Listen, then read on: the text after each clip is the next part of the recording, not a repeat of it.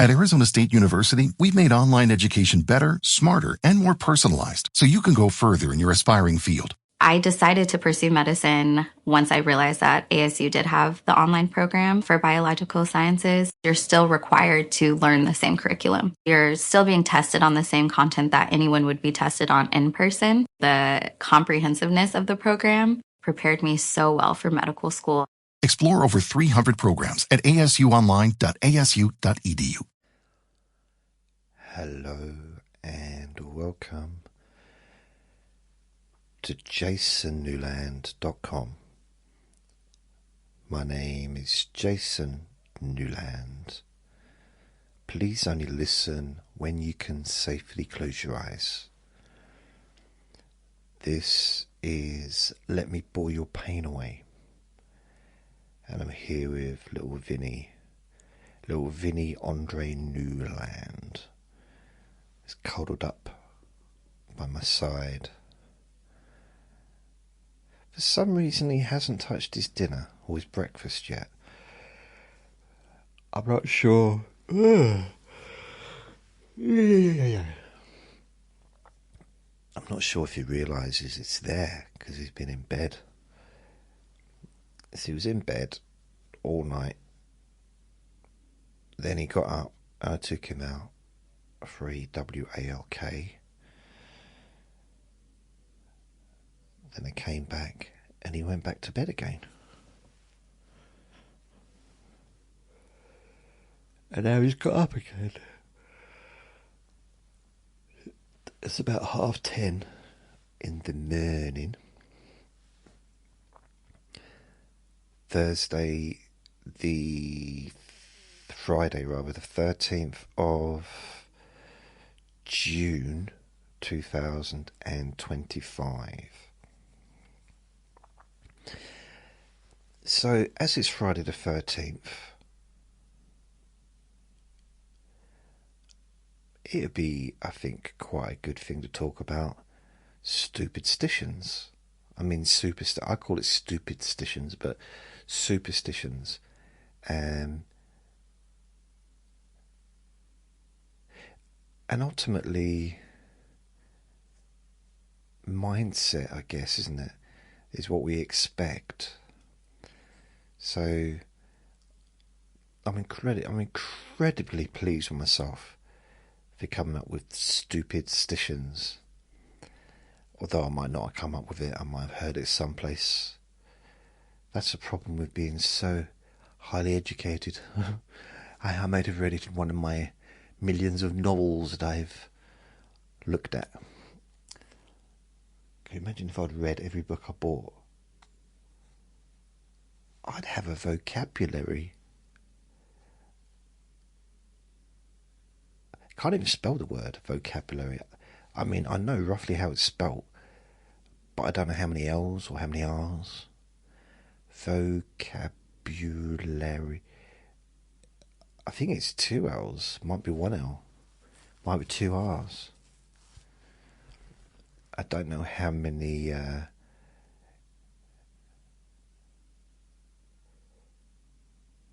vocabulary.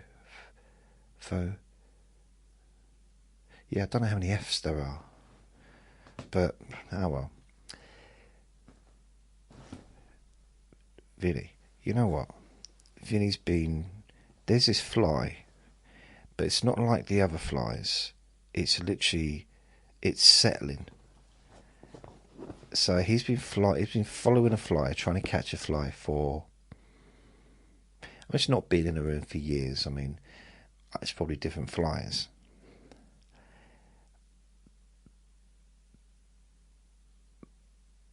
The problem is, there was a big gap there, wasn't there? He doesn't know what to do if the fly just stays there. Like, there's a fly on my right knee right now. I'm moving my knee, a fly's still there. That's an unusual thing, isn't it?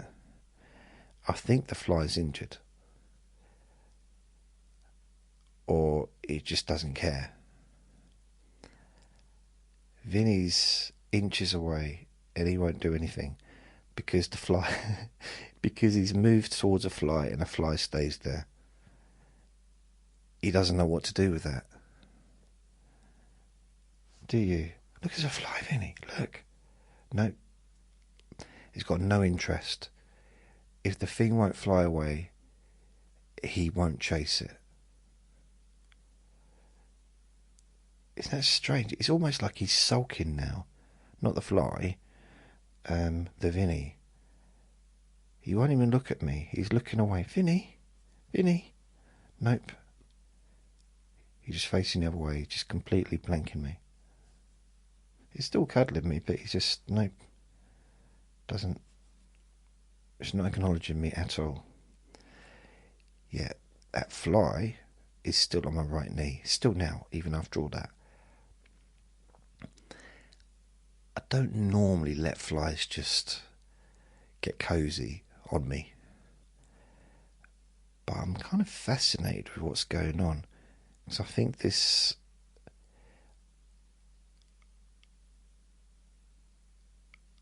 I think the fly's got issues flying. Because it's really moving his wings around a lot.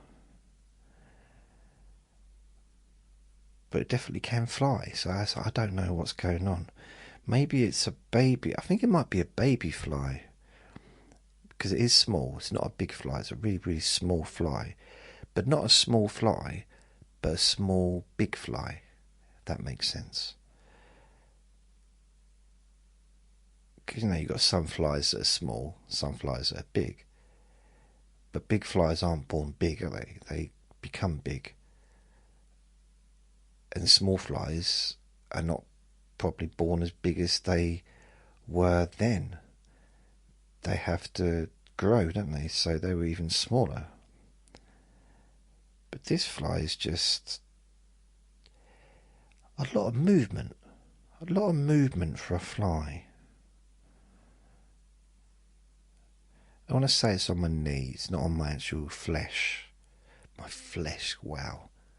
It's a bit of a weird... That's a weird word, isn't it? Flesh. It's not on my actual knee. It's not on the bone. Flesh. It's not on my skin. Because I've got, you know, got to wear clothes. Vinny's still ignoring it. And that fly's ignoring me and Vinny. Oh well, I'm just going to leave it. Oh, it's flown off now. Now it's on the left knee again. It's come back. So I think it's just a baby bee, a baby fly. It's just come in, and I don't know what it's up to. Sometimes focusing on the most mundane things can actually be useful in a weird way. To take your mind off of stuff. To redirect your thoughts.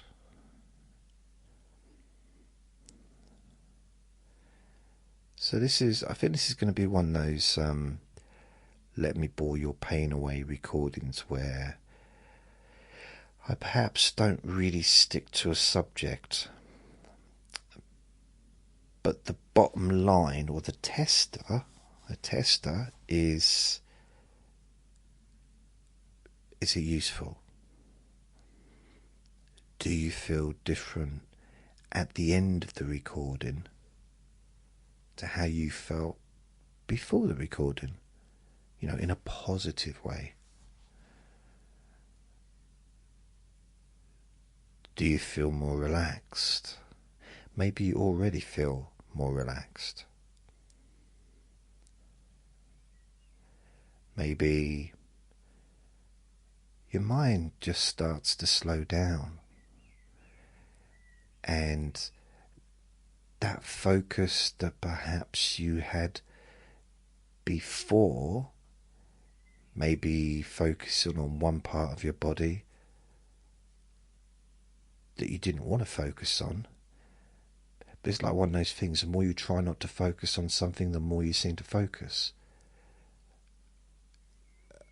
I mean, if you meet someone, I mean, it's just natural human nature.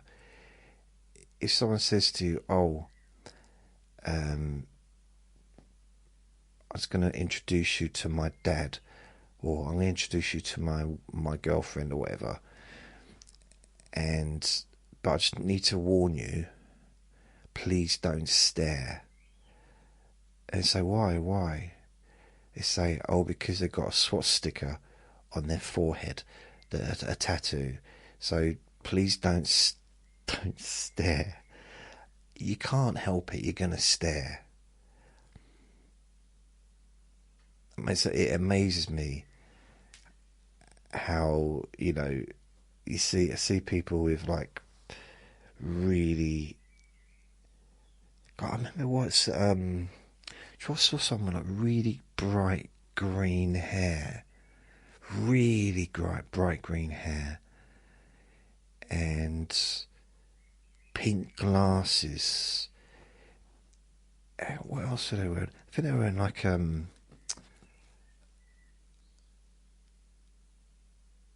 yeah, they were dressed as, what was it? Like those, remember the French aristocrats with the, I don't know if we had them in this country as well, with the big puffy white wig things, and they had white makeup on, and I guess that's whiteface, isn't it? Why? And they'd have a handkerchief, and they'd be all fluffy clothes, and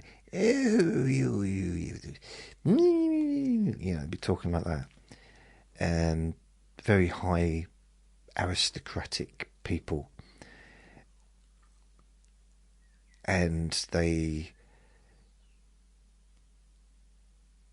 I'm guessing if they were in France, they were probably here as well, because France is led the way in fashion, isn't it? So I'm guessing probably in that time. Vinny, you right, mate? How come your belly's wet? Have you done a little wee dribble? Or was it me? Oh, it's me. And so this person was wearing that stuff. Really, really, really baggy trousers, but fluffy at the bottom. And it looked like they had a parachute on their back. It wasn't open, so I'd be able to. I wouldn't say it looks like if they had a parachute open. It was like they had a parachute, but it looked like it might have just been a backpack with a tent inside or something. But it was a big backpack. It did look, and it had a little cord. Admittedly, that might just been because it had a lot of zips. So maybe that was just the cord for the main zip to make it a little bit easier to open the bag. So it might not have had anything. They might have added that little cord on because it was fluffy. It was like quite felty. That makes sense. And shredded. So it was, I don't know, it's very, very artistically done. And these boots that were huge boots. They had, I don't know what they was inside, almost like metal underneath the boots, because it was cracking the pavement. Like, not, that sounds more like sucking the pavement, doesn't it? But really like that. And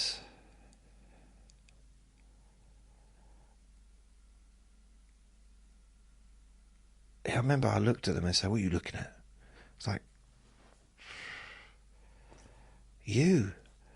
I can't help it. It's like, if you don't want people to look at you, don't. If I go outside and I wear shorts, and if I wore a t-shirt that only went down to just above my belly button, right? It stopped at my belly button. I don't know what kind of t-shirts they are. I've never had one, but I've seen them. I can't really moan at people for staring. It's, it's like you're staring because you're supposed to stare. It's hard not to. It's human nature to look at weird things, and my belly's a weird thing. It's one of the wonders of the world. That fly's just landed on my hand. I don't like it anymore. I don't like it landing on my flesh. It's very cocky. It's a very cocky fly. Very arrogant. Or fearless. I mean, arrogance and fearlessness may be, they're quite close cousins, I guess, in some ways. That feeling of indestructibility. A feeling of, no one can hurt me. I'm too important. Yeah. I think that's what the fly's doing. I'm not sure.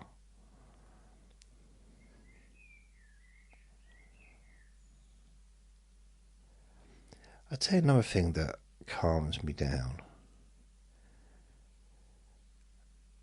Turning off the news. Honestly, sometimes I'll have the news on, I'll be watching it. I turn it off, I turn the TV off. And I listen. There's nothing. And it's not always nothing, sometimes there's a bit of activity, but right now I can hear the birds in the trees.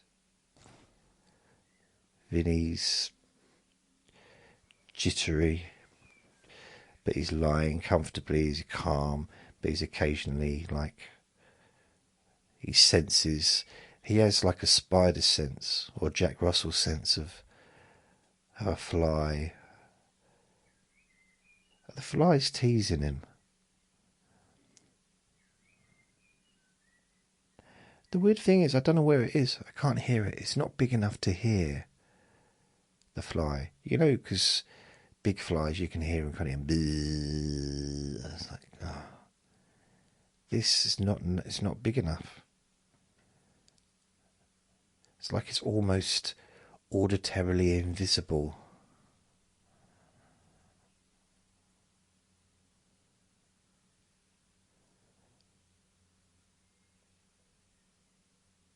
And that contrast of turning the television off after watching the news and hearing the peacefulness of relative silence, really. I can hear the faint sound of a train. I'm not near a train track, but I'm not far away from a train track.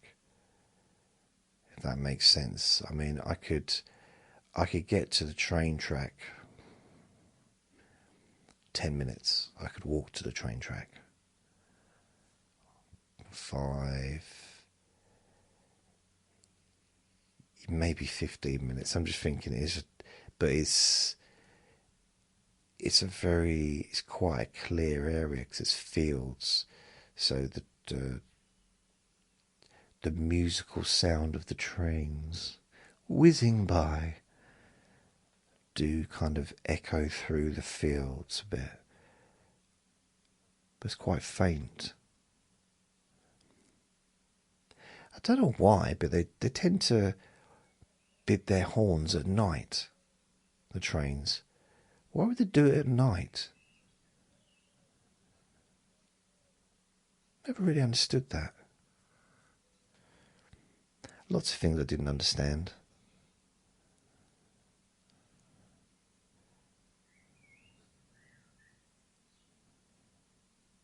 I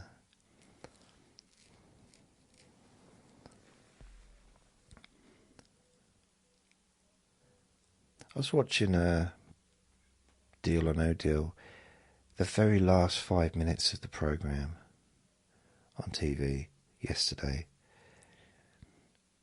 and they don't have the big money anymore. They used to have like 250 grand. I think the highest they go up to, I think, is 125 now. Which is, I don't understand why it's less money when 20 years ago it was twice as much. You'd think with inflation it'd be like $1 million. But it's not. In fact, it might 100 grand might be the top one. I'm not sure.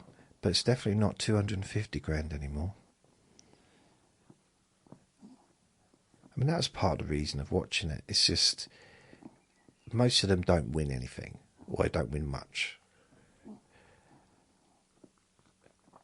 And I can't remember if I ever saw anyone win the full amount.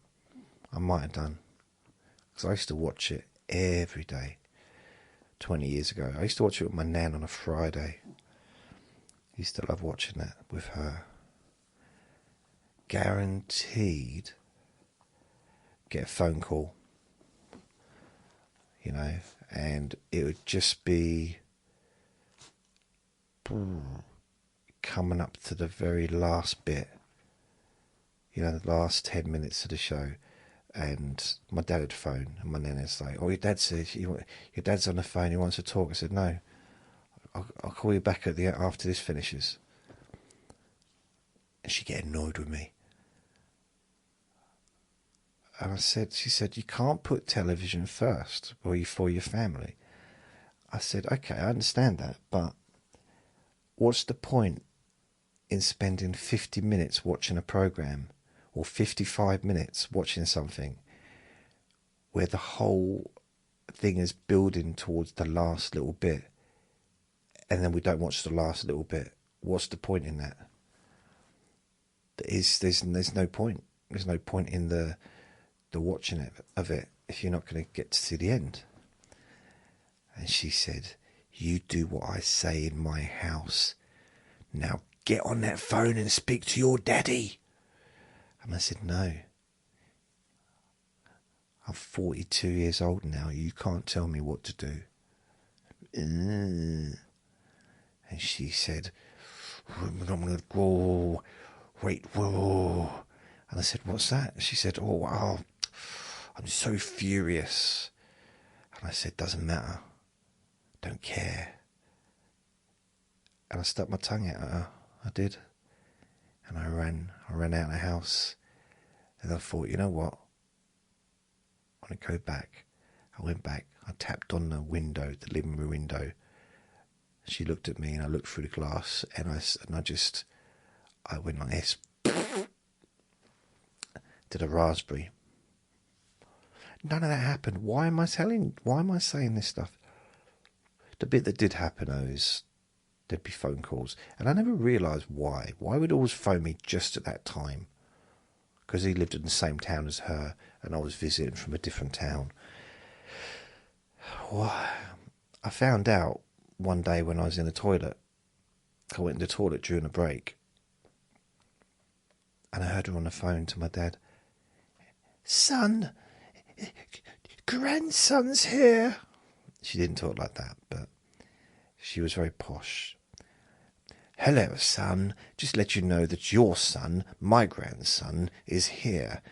No, I don't want you to wait till he comes out of the toilet, but if you can please phone about 5 minutes, in 5 minutes' time, so we can completely ruin the televisional experience of Deal or No Deal for him. And then we can all have a good laugh about it when he's gone. Is that okay? Thank you, son. All the best. Ta-ta." And of course, I thought, I can't believe this. So all these years, she's been phoning him. And letting him, I mean, not phoning, it was his son, she can of course phone him, but phoning to let him know that I was here. Like, I'm watching Deal or No Deal. Get your priorities right.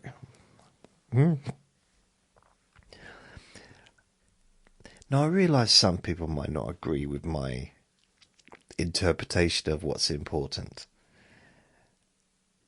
And it's not like one thing's more important than the other. It's just, what is there's no point watching the whole show and then missing the last bit. There isn't. Especially when it happens every single Friday. Like, no.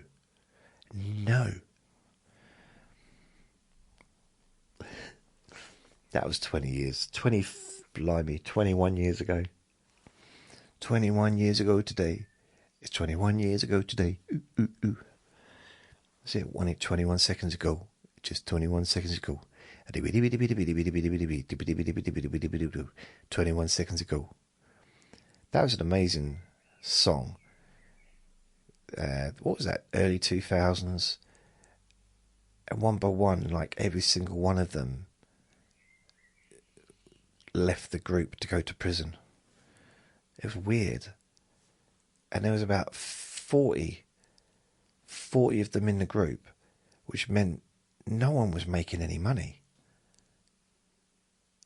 I mean, I'm pretty sure it got to number one. It was a big hit. But even then, you're not going to make much money because it has to be split all those ways. It's like, I reckon it'd be lucky if they came out at 10 grand each. 21 seconds ago. 21 seconds ago. What's with the balaclavas? Come on. I know someone has got a picture of a boyfriend. It's a picture of someone that she's a fan of on her phone. And she showed me. And it's a picture of a bloke in a balaclava. It could be anybody. It could literally be anybody. How are you supposed to know that that's the person that you like? Is wearing a black balaclava. You literally cannot see his face. You can't even see all of his eyes. It'd be different if you could kind of see the eyes and, you know, maybe you could see the lips and maybe the nose, the ears. But you can't see any of that. It's literally just covered and you can see a little bit of the eyeballs and that's pretty much it.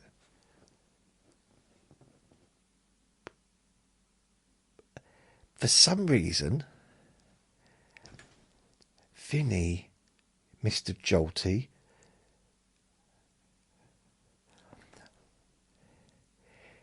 it's weird because he keeps going to bite something that isn't there. So that fly must be moving really fast. And I think it's frustrated him.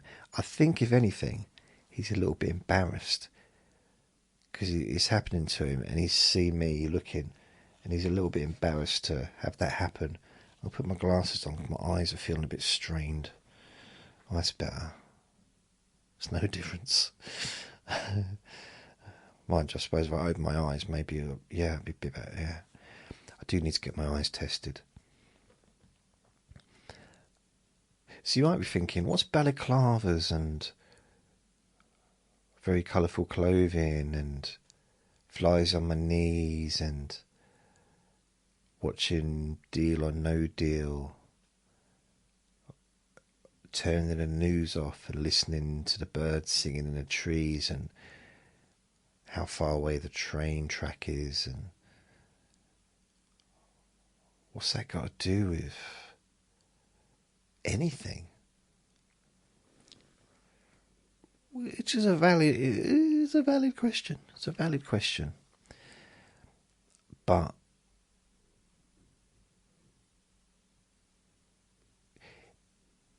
it could be a distraction. And I say, I've been doing this for a while now. And you can notice how you feel. And the idea, it's not a secret really, the idea is for you to feel better afterwards than you did before.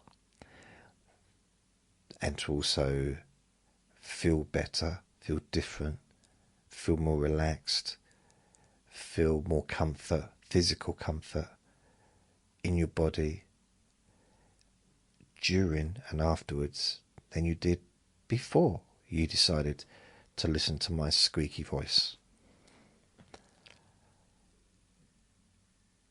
That is the overall aim of, well, I could say 100% of my recordings that I make, whether it's for chronic pain, whether it's for relaxation, whether it's for stress relief, whether it's for stop smoking, whether it's for nail biting, whatever it is I'm doing,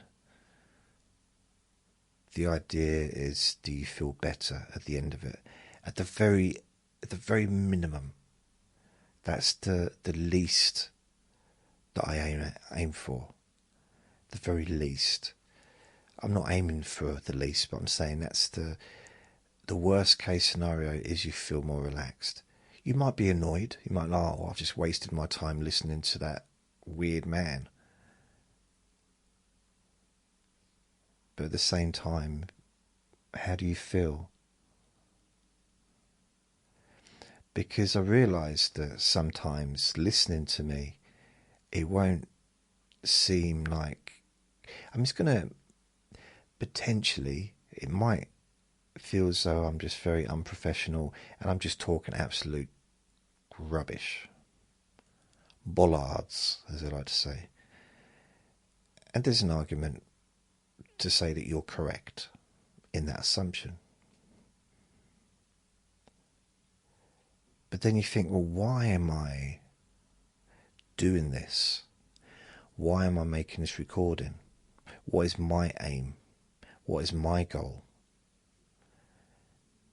And then how do you feel? Different from how you felt before.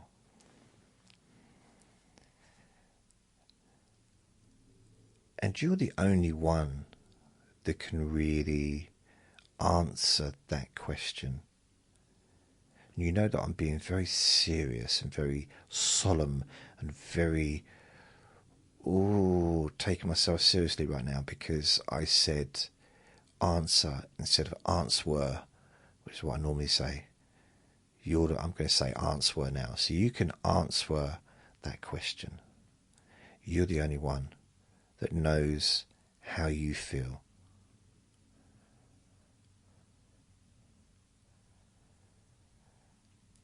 And sometimes it can be a bit of a surprise, possibly even a shock to the system to feel different and not know why. It might even be a little bit annoying.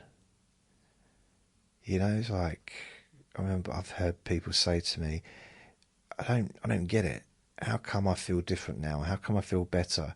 I've just listened to you talking absolute bollocks for an hour. Which I would never say a naughty word like that. Listen to. And it's like, yeah, well, it's the end result that matters, isn't it? So let's say if you've got a puncture in your dinghy, right? I don't know anyone that's even got a dinghy. I don't know why I'm talking about dinghies. But like a rubber dinghy.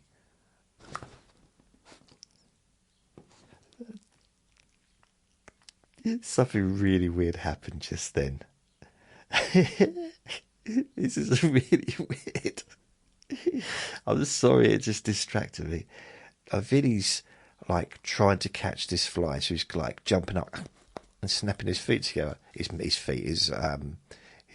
jaws together. He just did it, but it aimed it at me, and we ended up being face to face. Like literally, probably about 5 inches away, maybe. We just stared at each other. He looked embarrassed, and he's looked at me like for way too long, and then he just turned and went and sort of laid back down. So it's almost like the fly was flying to me, and he tried to follow it, and he ended up just staring at me. I don't know, you had to be there. It was funny. I don't know why. It was his look of embarrassment. I'm sure he might not even have the ability to be embarrassed, but I know he does. I've seen it too often.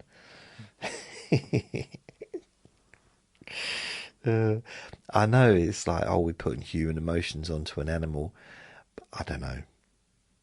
I've seen It's like, okay, so for animals, dogs don't have emotions. No, okay, right. Well, you've never met a dog then. If you never spent enough time with a dog, if you think dogs don't have emotions, wow, do they have emotions? He sulks. He gets angry. He's playful. He's in a good mood sometimes. Sometimes he's in a grumpy mood. Or he tries to boss me around. He's got loads of emotions. He's a funny old chap. And he's got a lot of freedom with me because I just let him be however he is, regardless of how annoying it sometimes is, if he's being naughty. But I just let him express himself however he wants to. So if he's in a bad mood and he's being grumpy and snappy, I'll just leave him alone. Let him be like that. He's a funny old fella. I realised I saw a dog, similar dog to him, 15 years old. And I thought, when he's 15, I'll be 66. We will literally be pensioners together. We'll be old men. Two old men walking along together. I just hope one of us can find the way home. Even. I wonder which one will be walking the slowest. Because he likes to walk slow now. And I've always walked slow. I'm just a slow walker. But he loves to just... One of the things he likes to do... I mean, he does like to run around. He's got a long lead and he runs around. I can't let him off the lead. But he likes to sniff the grass, the ground, which I know a lot of dogs do. And he'd happily... I think sometimes he'd happily just spend an hour just sniffing around one little bit of grass, or just walking around the field or the park, just sniffing bits and bobs. And he's happy doing that. That's just what he likes to do.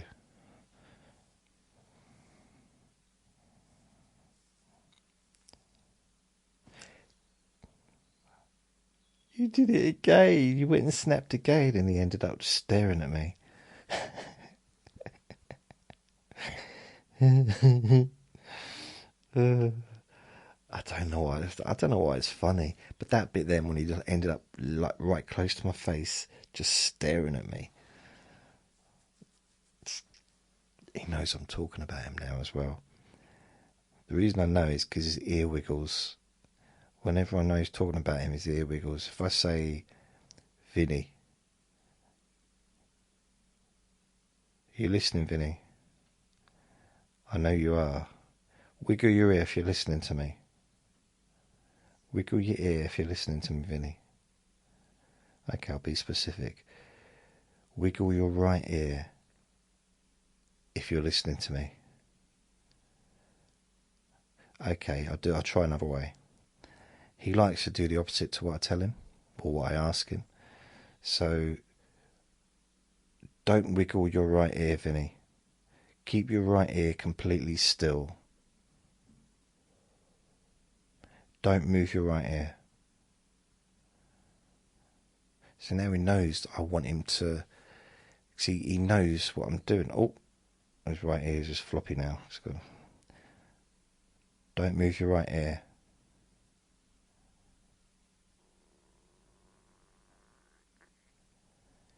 I think he just farted.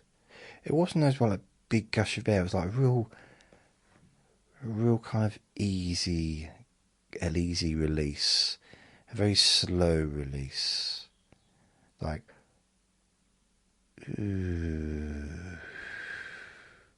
like that. Real... Oh, the fly's back on my left leg now.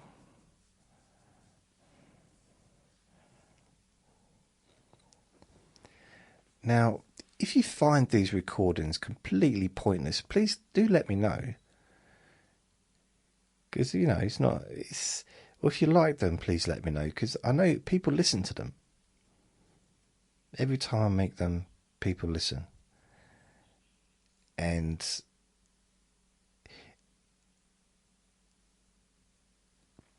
I think from a perspective of,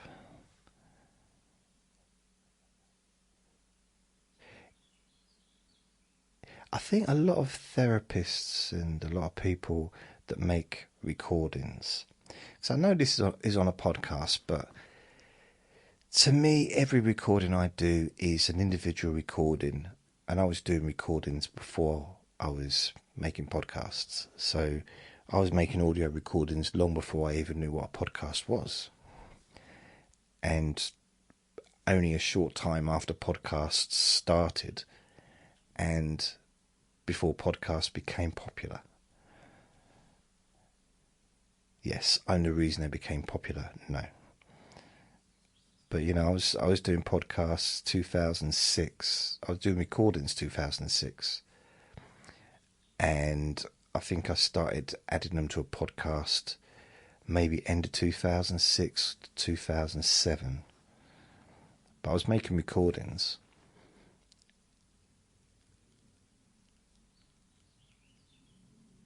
I'm not sure why I started. What was I talking about? There was a point to this, what I'm saying, but I think what I was trying to say is what I do is very different from what anyone else does. It doesn't mean that it's no one else. I mean, there might be some people copying me now, but I doubt it. I don't think anyone would listen to me and think, you know what? I'm going to do that. I'm going to do exactly what he does. Very unlikely. I wouldn't even copy me. So I don't think anyone else would. But I do something different. I don't think it's better or worse. It's probably worse. Probably a hell of a lot worse than everyone else, maybe.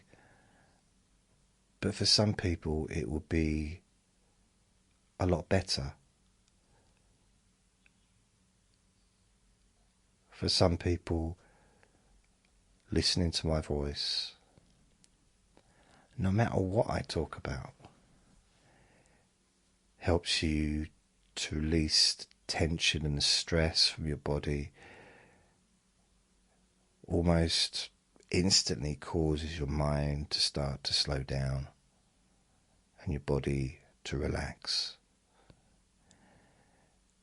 And when your body relaxes, all of your body relaxes, not just parts of it. When your hands relax, your knees relax, your shoulders relax, your back relaxes, your chest and breasts and your stomach relax, your buttocks, your groin relax, your hands, your arms, your spine, your face, your eyes, your jaw, your nose, your mouth, your tongue, your lips, on your face, your hair,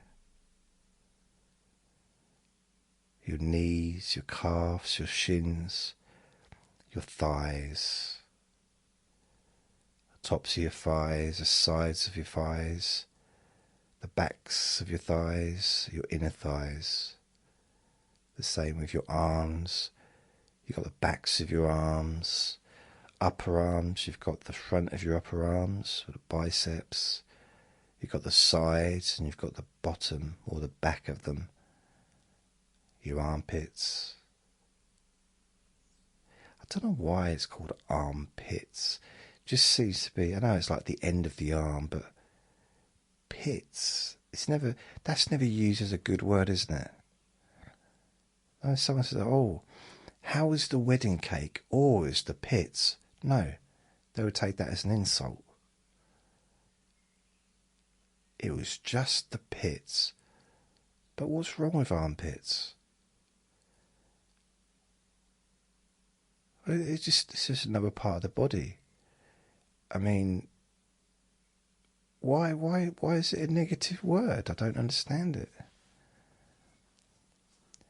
It's also a part of the body that's ignored in relaxation recordings I've found. The armpits, there's a few parts of the body that are ignored. So there's the armpits, that's one. What other parts? Sometimes the elbows are just ignored. Or I guess the elbow pits, you know, the bit in the middle where your arm bends. I couldn't think of the word. I was going to say crosses, where your arm crosses, that little bit. And the equivalent on your legs, you know, opposite your knees, that bit underneath there. He's doing it again, trying to catch that little fly. And also you've got, you know, sometimes with a relaxation session, to focus on the back of the neck. Because for me, that is a place that does have a tendency to need relaxing. And then you've got the front of the neck. To me, that's kind of broken into two different parts, because you've got the front of the neck, which would be the muscles of the neck, but then inside it's the throat. So there's the muscles of the throat. But a part of the neck that is quite often almost ignored, in my experience of listening to relaxation recordings, is the sides of the neck, which is just as important as the back of the neck. It's also a part that needs or can benefit from feeling calm.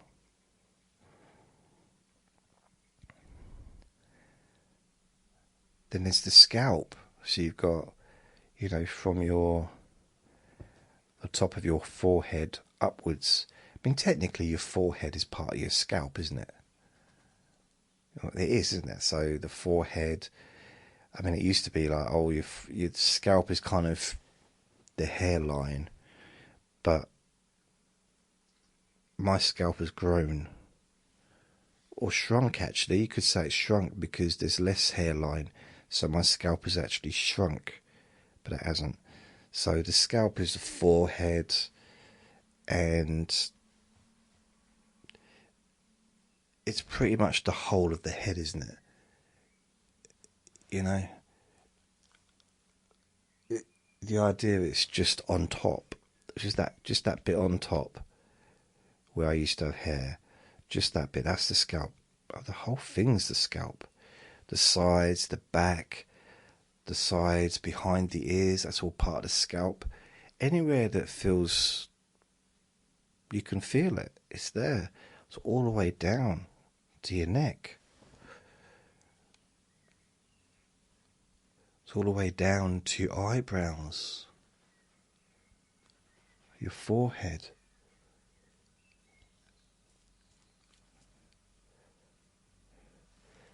So it's quite a large area, really.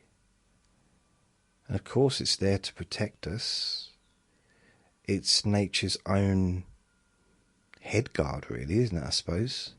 Her own helmet.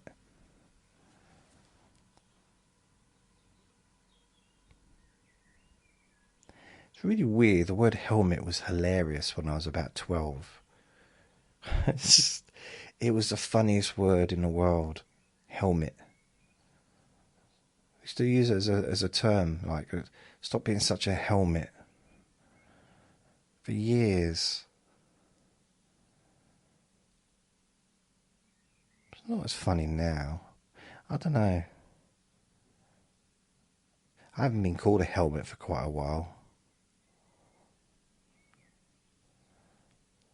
But focusing on the scalp, which is such a large part of the head. I mean, really, the scalp and the brain. The rest is just a few bits and bobs, isn't it? Like you got your jaw. You know, if you like think of it from a perspective of what the head is made of, there's the ears, the eyes, and then you've got your jaw. Everything else is just bits added on, isn't it? And the jaw's kind of added on. The nose is added on.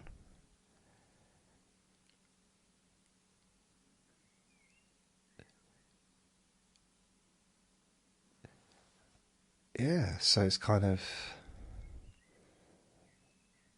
The weird thing about it is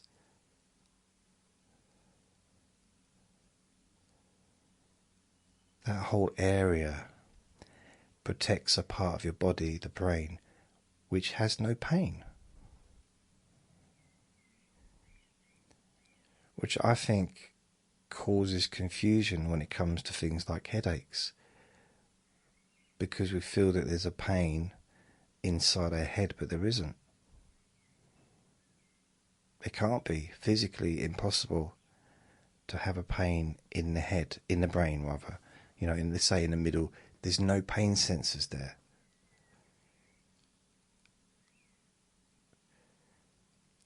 It just feels like this, you know. I'm not saying that the person's not feeling it, because they are feeling stuff, but there are no pain sensors in the brain.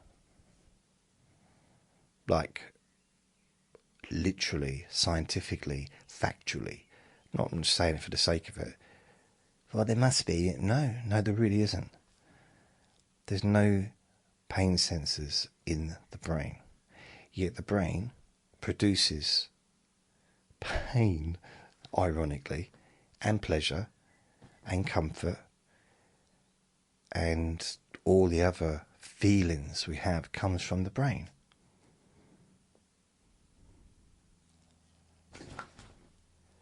Can you hear him? He's so fidgety today. Why are you so damn-ish fidgety? Fidgety, eh, Vin? He still hasn't had his breakfast. I don't know why.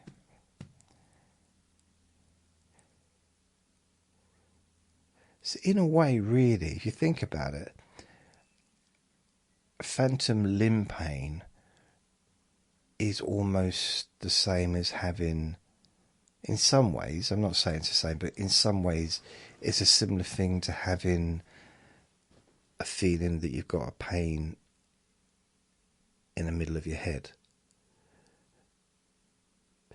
Because you can't have a pain in your leg that's not there. So obviously or your arm, just say arm, leg, whatever limb it is, you can't physically have a pain in that part of the body. You know, because it's not there. It's just obvious. So it's a brain thing.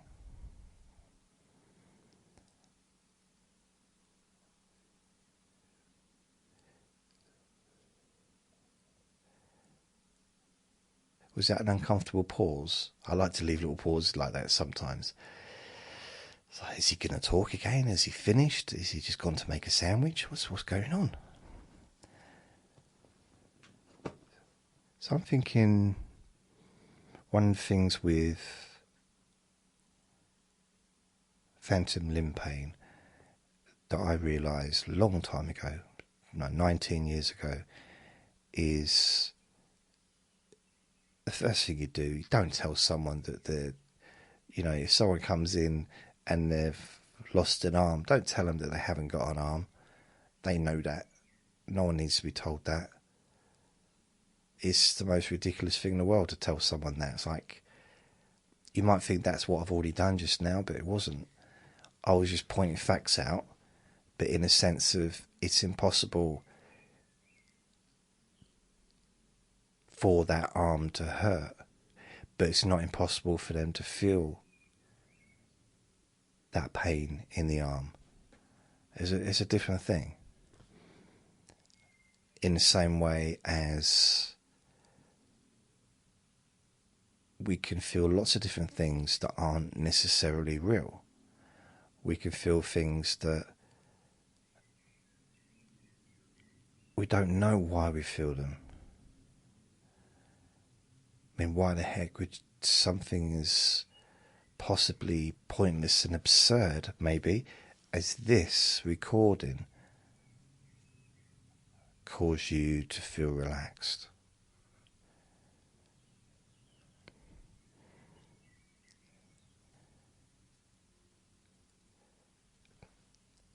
So how I view things like phantom limb pain is being respectful. I know perhaps I don't come across as very respectful, and I like to mess around and stuff, but ultimately treat that person's limb like it is there and relax it.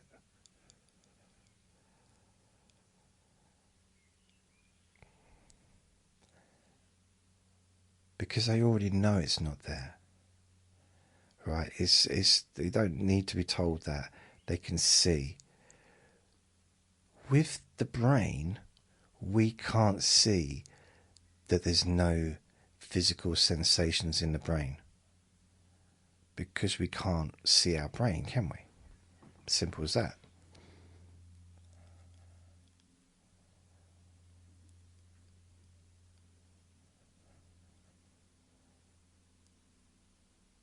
So it's a little bit difficult. It's more of a bit of a brain teaser, actually. Excuse the pun. Because if you can't actually, if the brain has no physical sensation, how can there be physical sensation or the experience of it from that part of the head?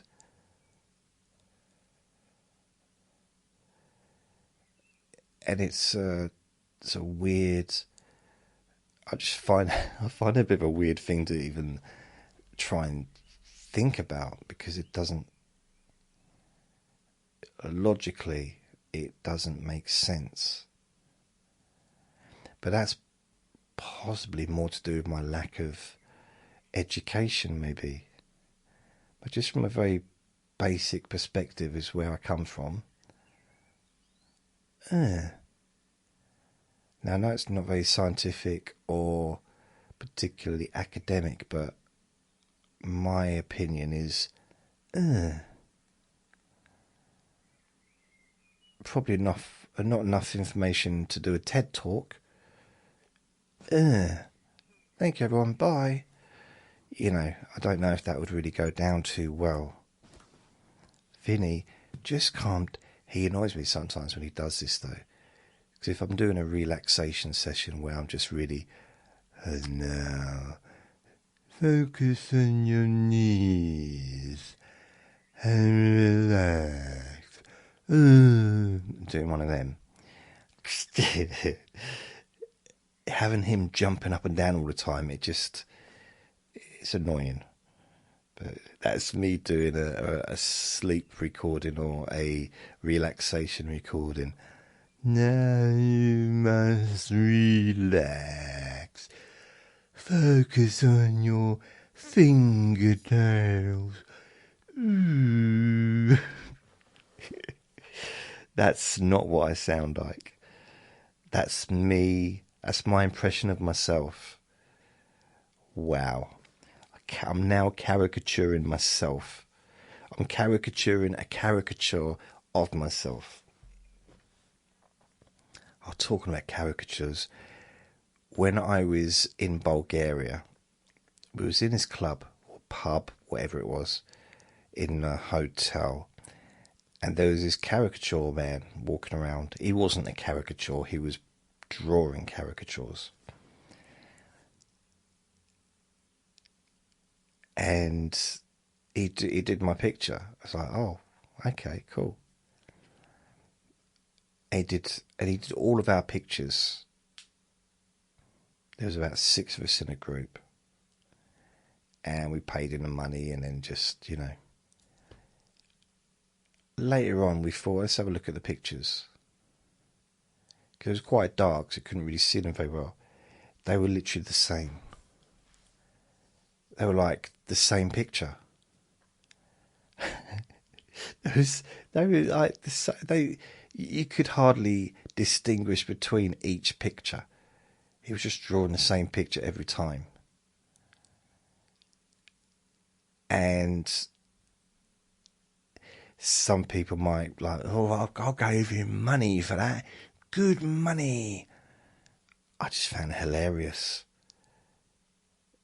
It's, I'm not a big caricatures. No, not for me. Not really. Not for me. Because, they do focus on, they make the bigger parts bigger, don't they? And the smaller parts smaller. So if you got small ears, they'll give you like microscopic ears. Or if you got large ears, they'll give you wings. That's that kind of thing. And I'm not so into that. So, not really in caricature pictures. It's not my thing. I know another part of the body which doesn't get focused on, and I'm not being rude here, but the bum. There's a lot of tension held in the bum sometimes. And the groin, like the bum, the groin, that whole area. There could be a lot of tension kept in that part. And I suppose it's called the privates for a reason. It's private and we shouldn't mention it. But actually, it's a really important part that needs relaxing sometimes. And I don't know, just it's hard to really focus on that area without it coming across as a bit weird, maybe. But there's nothing weird about it. It's just a part of the body. It's no weirder than your toes or your fingers or your ears. It's just another part of the body which produces whatever, that it's just there. It's just really, if you think about your private parts, like your groin and your bum and that, if you compare it to the rest of your body, all you're doing basically is, the body is the land. So if you've got a big bit of land, or let's say you've got a mountain, the body's the mountain or the land, and then you've got the midsection of the body, which could be like a volcano. So I don't know how that works, but just what? If you're hungry, Vinny, why don't you have your dinner instead of hunting a fly that you wouldn't even notice if you did eat it? Please don't eat it, but if you did, it's so tiny you wouldn't even. That fly could fly into his mouth when he was yawning, and he wouldn't even know. Yet he's hunting it. And not only is he hunting it, he's doing it in a very lazy way, because he's just laying on the settee with me, expecting it to come to him. That's the problem with this generation. Do you ever hear that on the news or in newspapers or online? People moaning about this generation.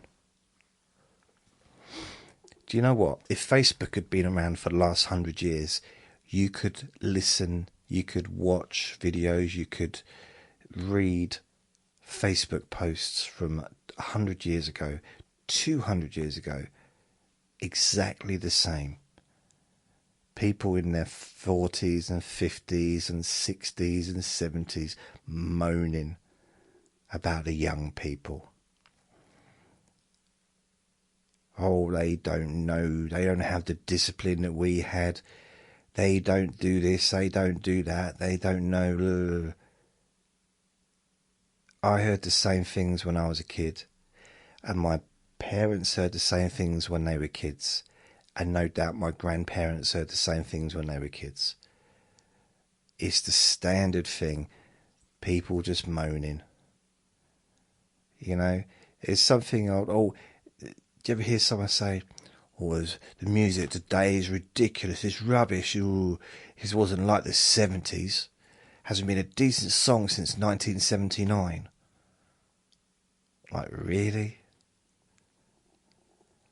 I lived in the 70s. I was born 1970, so I had a full 10 years, nearly, well, August 70, but, I had a decade nearly of living in the 70s, and admittedly, there was some great music, but there was some proper stinkers that really, they were scraping a barrel sometimes on top of the pops.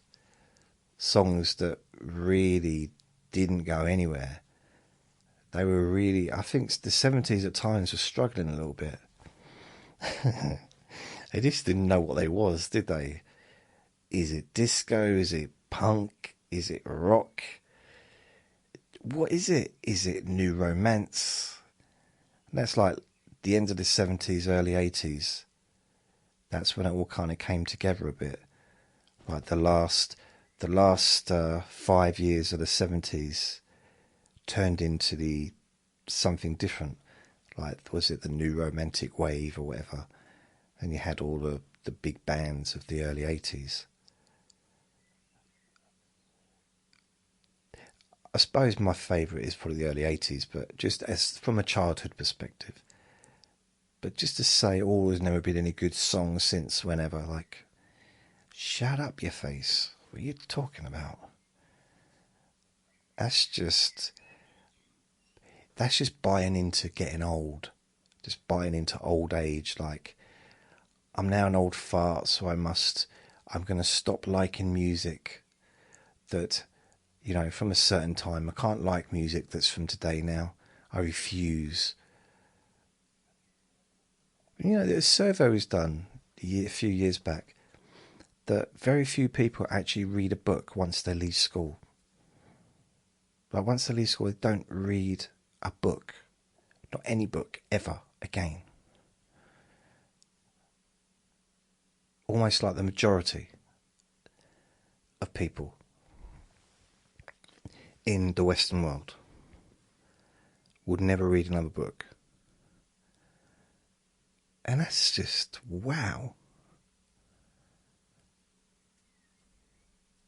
So you think if the only knowledge people get is from the news, from television, from the internet, that's the only information they get, or from other people, they can be very limited. It's almost, I think one of the things of reading is it kind of teaches you, I don't know,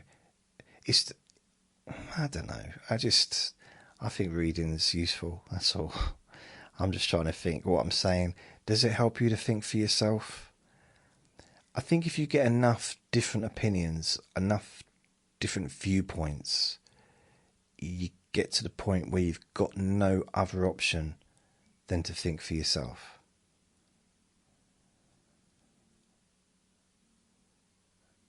Because it's much easier to have one viewpoint. To live in a place where everyone pretty much thinks the same, believes the same stuff, has the same mannerisms, has the same, even the same sayings, the same, just the same. All individuals, but at the same time, very similar.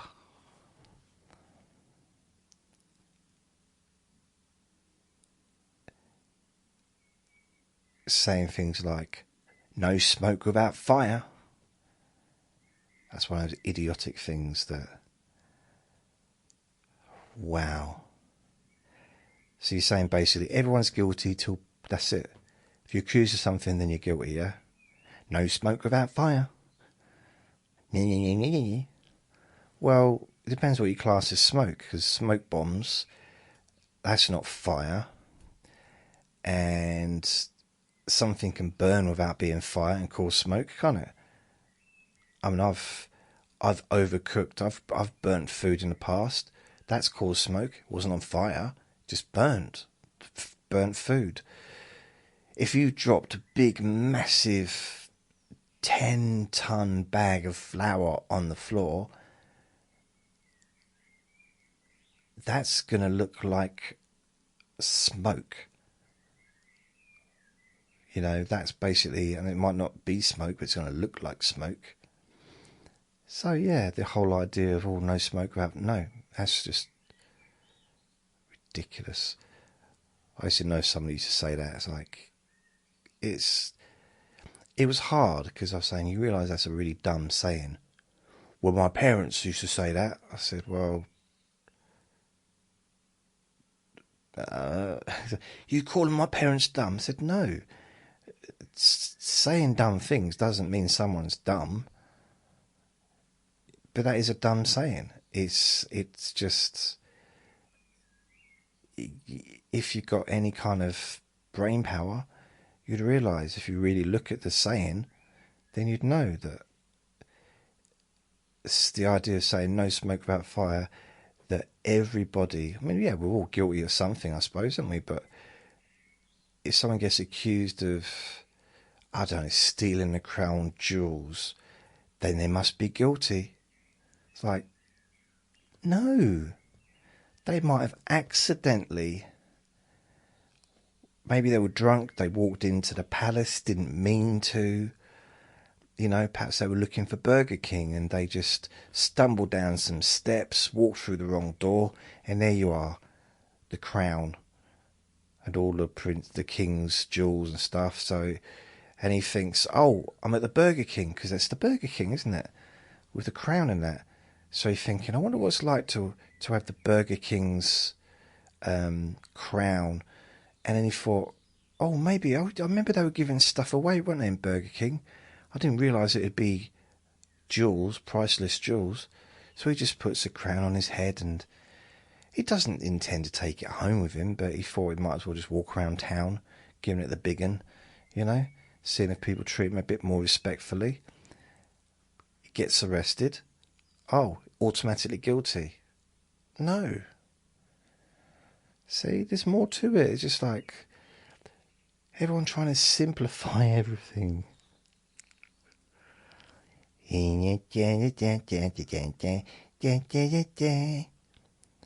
So yeah, that's it really. So how do you feel? I mean, some people, I'm annoyed. Keep talking about crown jewels being, oh, those crown jewels have been in the royal family for hundreds of years. How dare someone looking just for a burger steal the crown jewels? Like, it didn't really happen. It was just an analogy. It was just a little story. It wasn't real.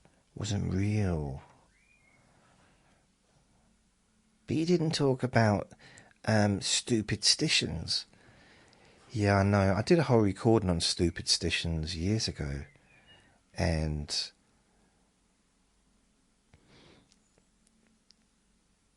it's in the same category as no smoke without fire, or no good deed goes unpunished. I mean, how negative is that? It's, come on, people. Let's just, I think there should be some kind of law, just like, so we ban those sayings, just ban them. Like, no, they're now as bad as some of the other words that we're not allowed to say. So I was going to say, no, cannot say that.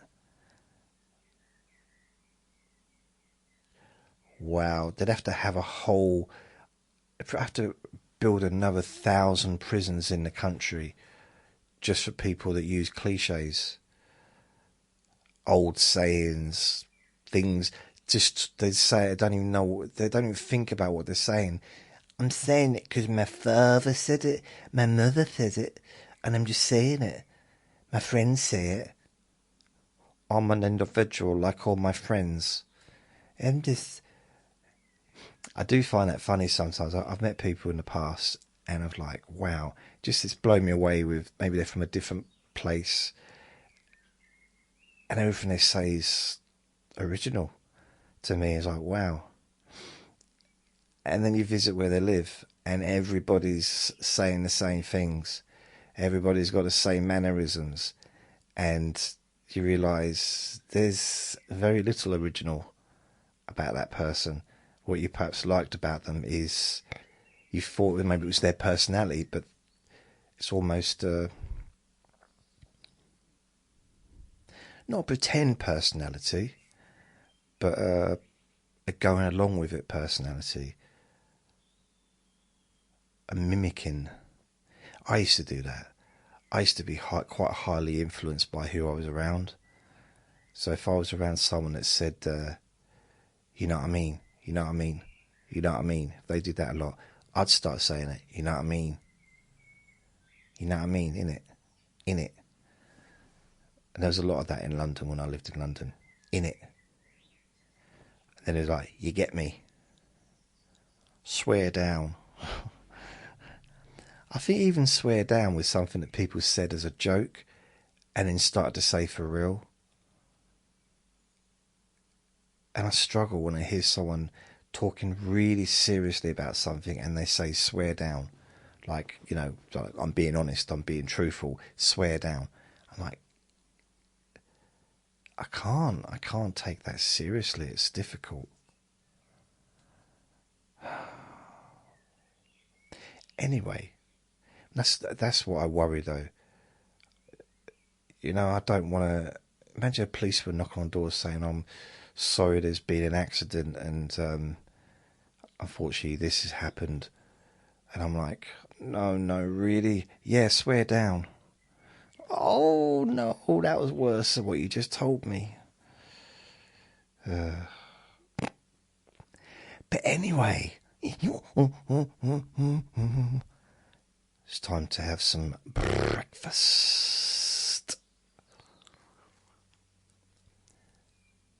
So this is really just, it's a bit of a silly, bit of a messing around kind of recording. Has it calmed you down? Has it relaxed you a bit more? Do you feel different? That's the bottom line. Do you feel better than how you did before? And remember, don't be taking anything serious, like I say. I'm just messing around. It's no serious. Really. If I'm being serious, you'll know, because then I talk like this. And now, the next thing I say needs your full attention. I don't know what it would be, but you know, it's like, I'm here to make a statement. Woo, woo, woo, woo, woo. Yeah, I don't know. None of my recordings really are supposed to be taken seriously. They're like a little play around. Maybe useful, maybe not. Maybe relaxing. Maybe peaceful. Perhaps just a bit of a distraction from what was.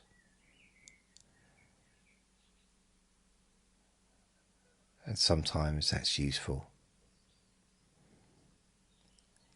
and beneficial. Now, that brings me to the end to this recording. So I'm going to go thank you. So thank you for listening. Remember to be kind to yourself, because you do deserve to be happy. And be gentle with yourself. You deserve to feel safe. Lots of love. Bye.